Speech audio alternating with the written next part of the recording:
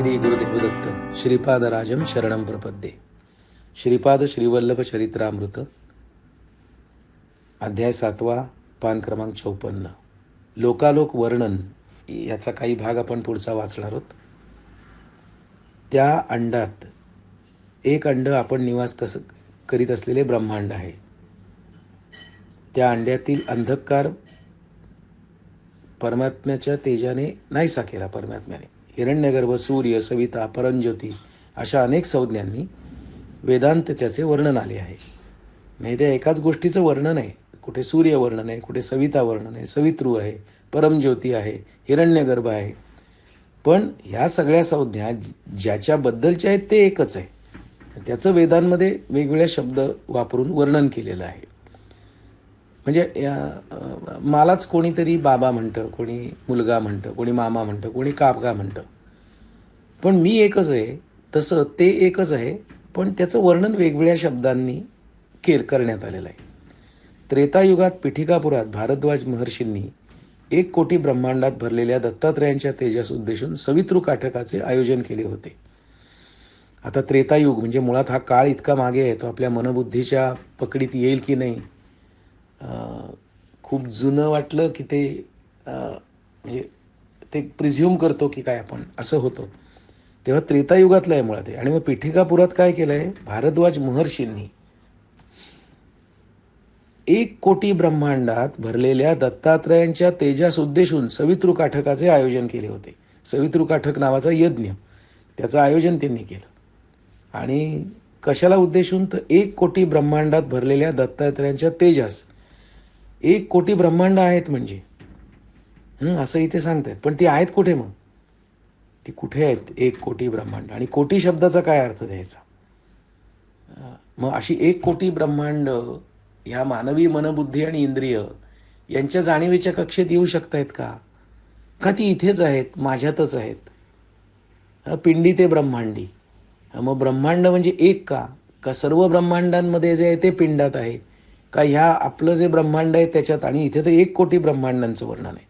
हा केवढा पसारा आहे, बापरे. आता इथे जी वर्णनं केली आहेत, ब्रह्मांड, सत्यलोक, आता पुढे म्हटलंय सत्यलोकात निरामय स्थान नावाचे एक स्थान आहे. पण मग कुठे आहे तो सत्यलोक? विज्ञानाच्या डोळ्यांनी पाहिलं तर तो दिसतो का सत्यलोक? मग कुठले डोळे ते, कुठले चक्षु आपल्याला सत्यलोकामध्ये नेऊ शकतात, सत्यलोक दाखवू शकतात?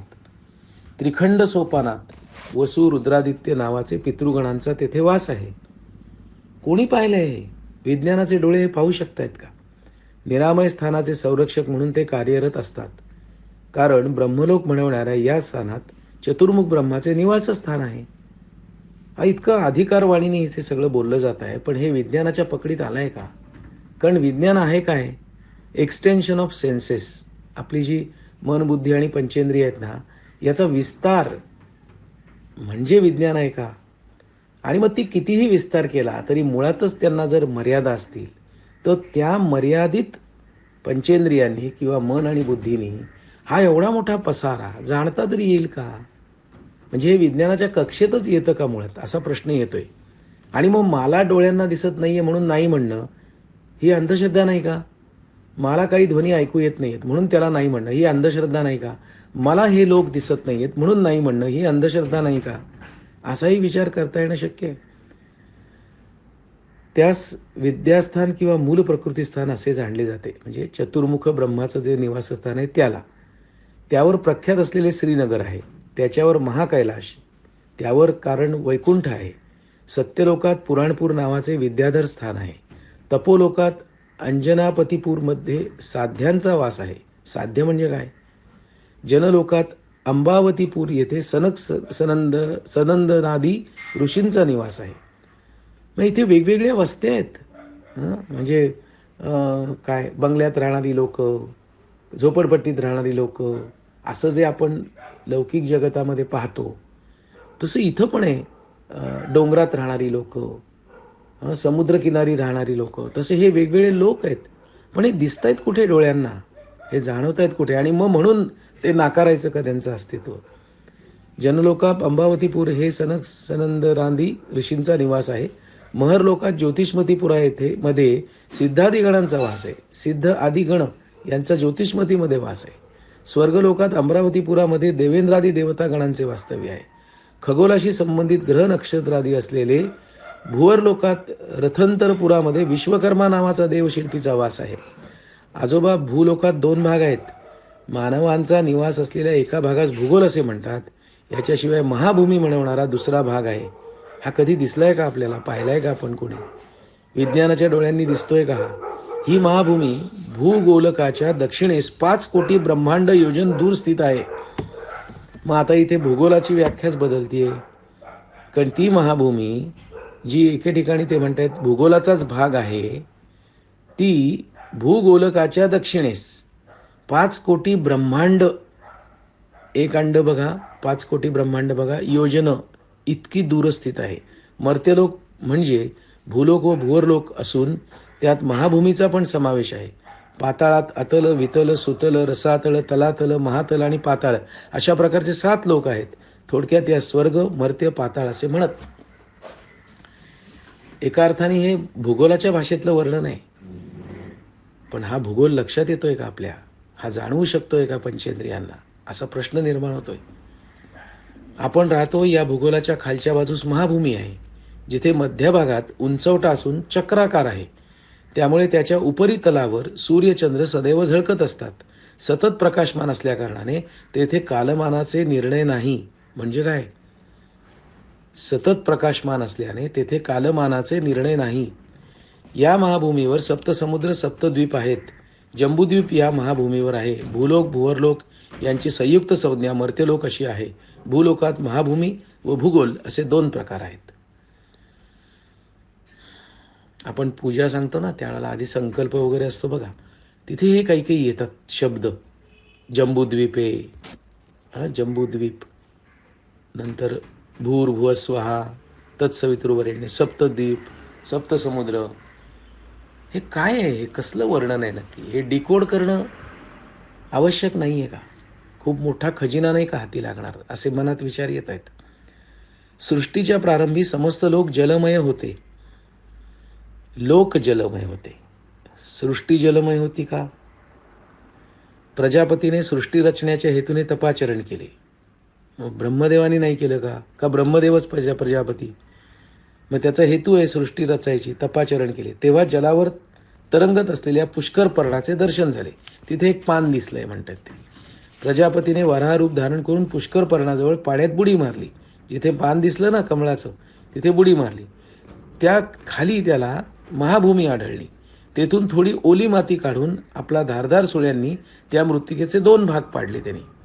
एक भाग पाण्यावर आणून पुष्कर पर्णावर ठेवल्याने पृथ्वी झाली. पानावर ठेवली बरं का. आजोबा, याला भूगोल असे म्हणत. महाभूमीच्या भूगोलाचे अंतर 5 कोटी ब्रह्मांड योजने आहे. महाभूमीपासून भूगोलाचे अंतर 5 कोटी ब्रह्मांड योजने आहे. महाभूमीचा विस्तार 50 कोटी योजने आहे. जम्बूद्वीप नावाचे द्वीप या महाभूमीवर आहे. त्याच्यात नवखंड आहेत. देवखंडी देवता व गभस्थखंडी भूतांचा निवास आहे. पुरुषखंडी किन्नर, भरतखंडी मानव, शरभखंडी सिद्ध, गंधर्वखंडी गंधर्व, ताम्रखंडी राक्षस, शेरुखंडी यक्ष, इंदुखंडी पन्नगांचा निवास आहे. सगळं वर्णन कळतंय का आपल्याला? लक्षात येत आहे का? आत्तापर्यंत जे काही माहिती आपण विज्ञानाच्या मार्फत मिळवली त्याच्याने हे जाणता येणार आहे का? का ह्याचा काही वेगळा मार्ग असेल हे जाणण्याचा? आणि ह्या ग्रंथात लिहिलं आहे तर मग ते खोटं असेल का? सहज आपलं टाकलं का? काहीतरी वर्णन करायचं, अतिशयोक्ती करायची म्हणून केली असेल का? का हे सत्य त्यांनी पाहिलं, जाणलं, प्रत्यक्ष अनुभवलं, त्याचं हे वर्णन आहे? आणि ते सत्य जर मला जाणायचं असेल तर माझ्यात काय बदल करावे लागतील? माझ्यात काय मॉडिफिकेशन्स करायला लागतील? माझ्यात काय ट्युनिंग करावं लागेल? मला कसं उन्नत व्हायला लागेल? माझे काही वेगळे चक्षु उघडावे लागतील का? एक ज्ञानचक्षु शब्द आपल्याला माहिती आहे. मग ह्या ज्ञानचक्षु उघडल्याने होणार आहे का काही?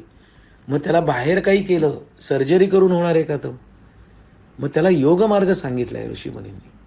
म्हणजे योगमार्ग जर अवलंबला तर दिव्य दृष्टी प्राप्त होऊन दिव्य लोकांचं दर्शन, असा हा मार्ग असेल का?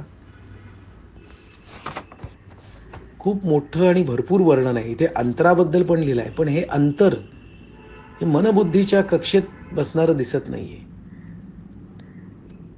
तेव्हा आपण नक्की हे काय आहे याच्यावर विचार करूया, चिंतन मनन करूया. काय म्हणायचं आहे यांना? कारण मी असं अवकाशयान जरी घेऊन निघालो तरी मला हे सगळं दिसणार आहे का, सापडणार आहे का कुठे? मग तसं सापडणार नसेल तर ह्याला ॲक्सेस, याच्यात घुसण्याचा ह्याचा पासवर्ड काही वेगळा आहे का, की त्या पासवर्ड नंतर माझी या विश्वामध्ये एंट्री होणार आहे? शरण जाऊया आणि शरणागत भावातच काही हाती लागलं तर लागलं.